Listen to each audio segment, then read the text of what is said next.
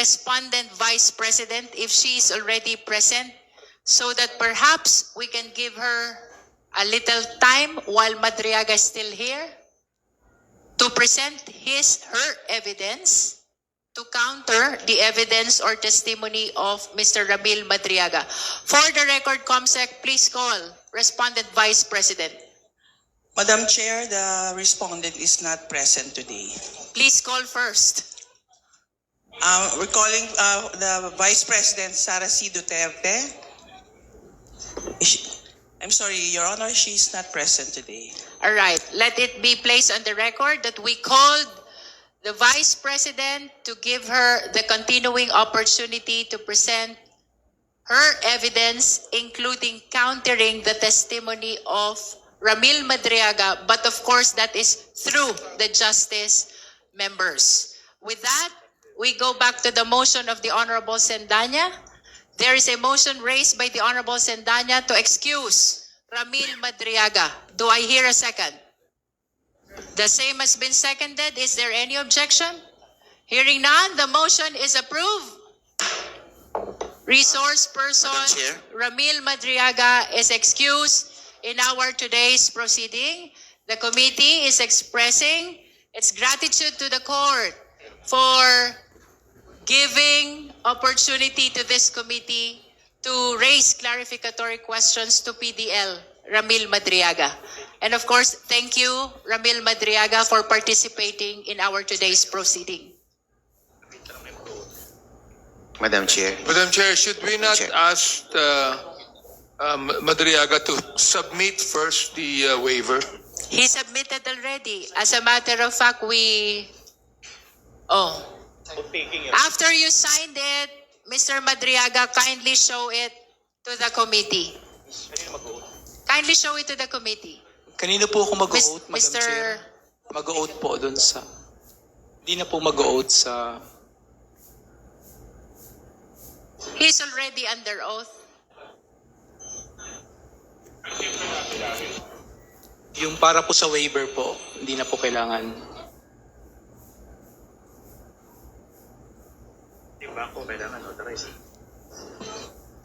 Okay.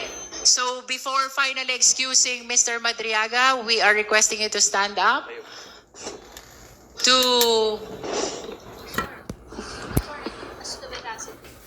swear us to the veracity of your waiver of bank secrecy law. Madam Chair, before the affiant takes his oath, may we just know if it has been explained to him, if his counsel has properly advised him about the waiver that he will take an oath to? Mr. Madriaga, nauunawaan niyo po ba itong waiver ng bank secrecy na law na ito at ang magiging epekto nito?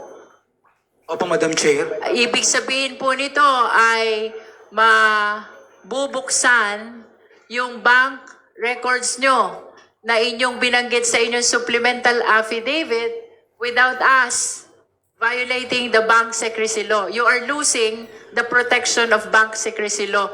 Naunawaan nyo po ba yun? Opo, Madam Chair, I'm fully aware.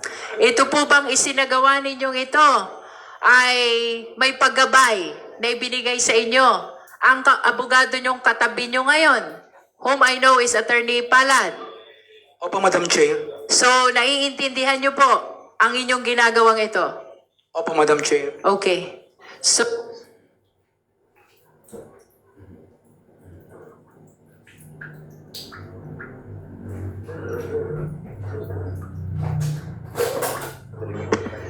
kindly raise your right hand.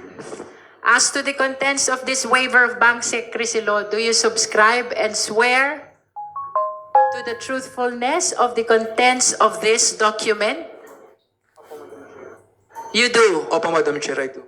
Thank you. So you may take your seat. Salamat po. Again, for the record, this waiver of bank secrecy law will be received by the COMSEC to form part of the records of our proceeding today.